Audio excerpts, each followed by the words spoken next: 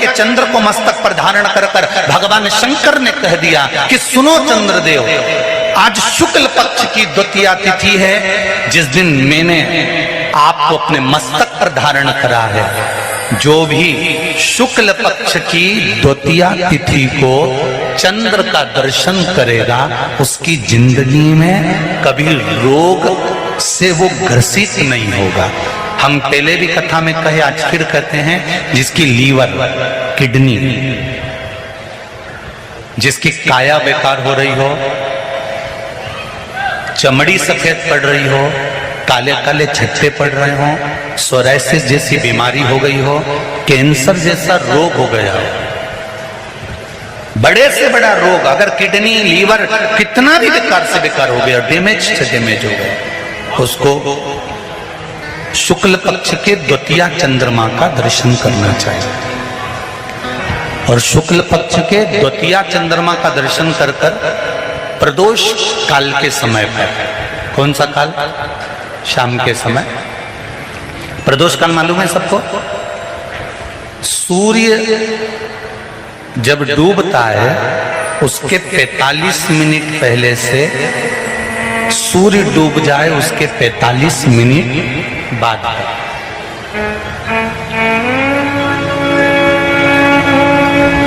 कितने मिनट पहले? जम के बोलो जरा। 45 मिनट पहले से 45 मिनट बाद प्रदोष काल का क्रम। चंद्रदेव का दर्शन कर कच्चे दूध का छींटा, सफेद पुष्प चंद्र को समर्पित करो। सफेद चंदन का छींटा चंद्रदेव को दीजिए।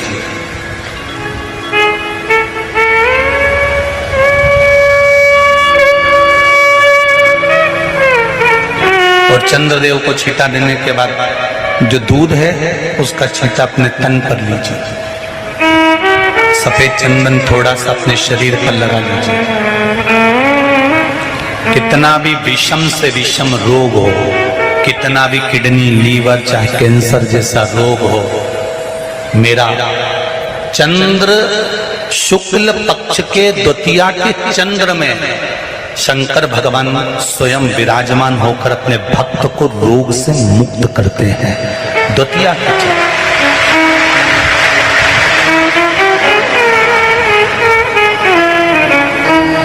जम के बोलो कौन सी तिथि है? शुक्ल पक्ष के द्वितीया तिथि का चंद्र का दर्शन व्यक्ति को जीवन का सुख देता है। जिसके आंखों में तकलीफ हो, श्रवण शक्ति में तकलीफ हो, बोलने में, मुख में तकलीफ उत्पन्न होती हो, भारी से भारी रोग, शुक्ल पक्ष की द्वितीया तिथि को भगवान शंकर ने चंद्रदेव को अपने मस्तक पर धारण करा। तो शंकर भगवान ने कह दिया, सुनो चंद्रदेव, आज शुक्ल पक्ष की द्वितीया तिथि को मैंने आपको अपने मस्तक पर धारण करा है। संसार में रहने वाला, मृत्यु लोक में रहने वाला, चाहे देवलोक में रहने वाला, चाहे जिस लोक में वो निवास कर रहा है, अगर शुक्ल पक्ष के द्वितीया तिथि के चंद्रमा का दर्शन करेगा तो वो रोग से मुक्त रहेगा। अब हमारे यहाँ इतनी अच्छी अच्छी तिथियां दी हैं, कैलेंडर तक में लिखा हुआ है कि चंद्र दर्शन। अब उसके बाद भी लोग चंद्र दर्शन नहीं करें तो फिर उनका भाग्य बेकार।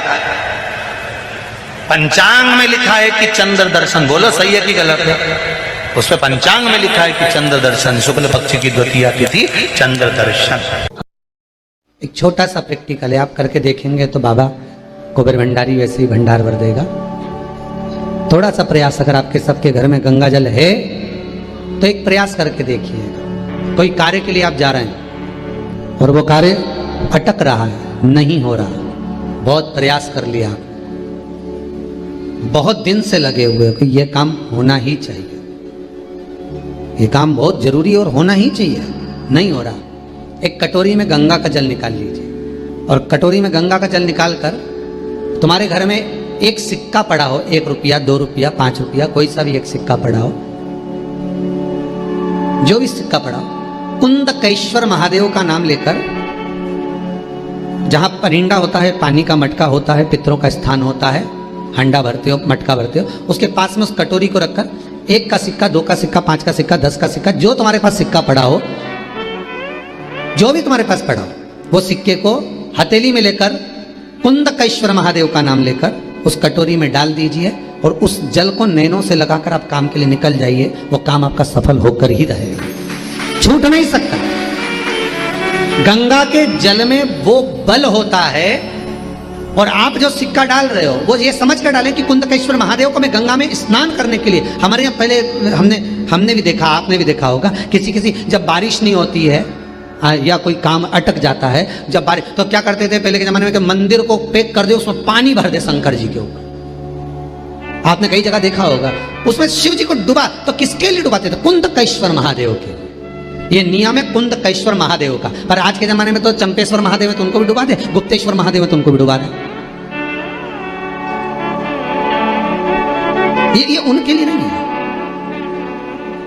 कुंदकेश्वर महादेव किनका नाम है? जम के बोलिए, कुंदकेश्वर महादेव। ये कुंदकेश्वर महादेव उस कटोरी में, उस बाटकी में सिक्के को डाल, और फिर जब आपका काम हो जाए, आप जिससे मिलने गए हो, जिससे काम की बात करने गए और काम हो गया, तो वो जल ले जाकर सिक्के के साथ, सिक्का तो डालो मंदिर में, कहीं दान पेटी आदि में, और वो जल भगवान कुंदकेश्वर के नाम से शिव जी को समर्पित कर दो। बाबा से विनती करो, बहुत बहुत साधुवाद है बाबा, आपने मेरी लाज रख ली, तेरी कृपा बनी रहे, बस ये सुख मिलता। कनेर के पुष्प की माला, काई के पुष्प की? कनेर का वो पीला जो फूल होता है, आप टीवी पर दर्शन कर रहे होंगे, कनेर के पुष्प की माला जो ऊपर जलाधारी लगी है, जिस जलाधारी में से बूंद बूंद पानी गिरता है, ये शंकर भगवान की 5 बेटियों का स्थान है। कौन कौन सी बेटी?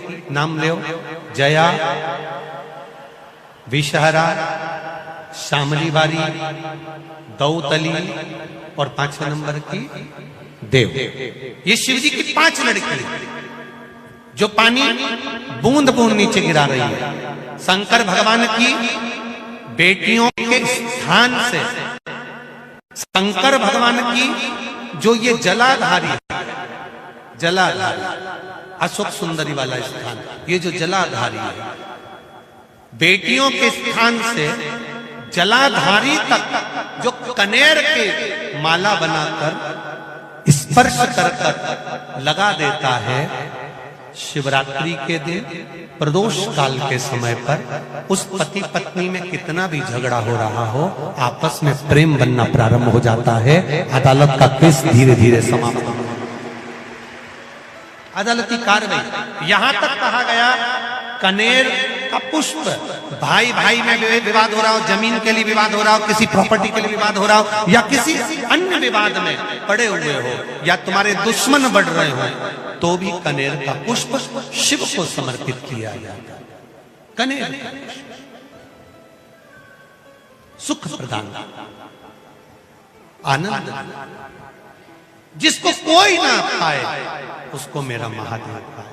महाराज खाली न जाता कोई दर से तुम्हारे, मैं भी खड़ा हूं नंदन पाए,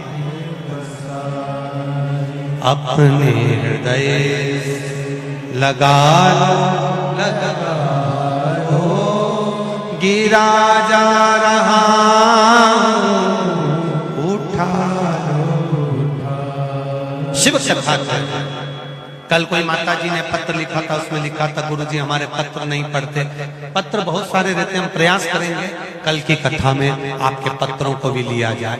नए पत्र आएंगे, उसके साथ आपके पत्र भी कल की कथा में हम लेंगे, प्रयास करेंगे। भगवान शिव की कथा करें।